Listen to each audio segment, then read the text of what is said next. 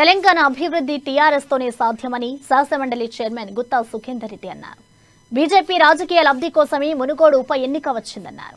మునుగోడుకు రోజుకు 2 కేంద్ర మంత్రులు వచ్చి రాష్ట్రాన్ని దోచుకోవాలని ప్రయత్నిస్తున్నారని ఆరోపించారు. మునుగోడులో విచ్చలవిడిగా డబ్బులు పంపిణీ చేసి ప్రజాస్వామ్యాన్ని కూనీ చేయాలని బీజేపీ ప్రయత్నిస్తోందంటూ మండిపడ్డారు. మునుగోడు ప్రజలు చాలా తెలివైన వాళ్ళని, టీఆర్ఎస్ అభ్యర్థిని గెలిపించి మునుగోడు నియోజకవర్గాన్ని అభివృద్ధి చేసుకుంటారని చెప్పారు.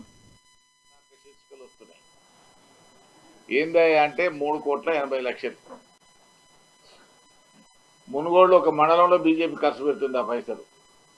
అవన్నీ ఎక్కడికి వెళ్ళి వస్తున్నాయి? మరి ప్రచారం జరుగుతుంది. అమిత్ షా గారు 200 కోట్లు 300 కోట్లు పంపుతున్నారు. ఎక్కడికి వెళ్ళి వస్తున్నాయి?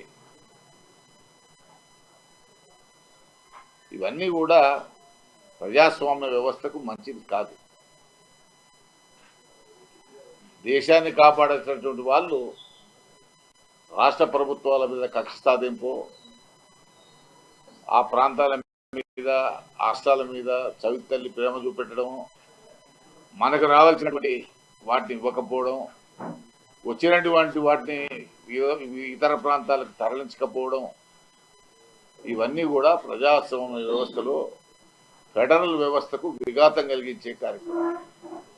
ఇది చాలా దుర్మార్గమైనటువంటి చర్య. ఈ చర్యల వల్ల దేశం ఇంకా వెనకకపోతే తప్ప ముందుకు పోదు.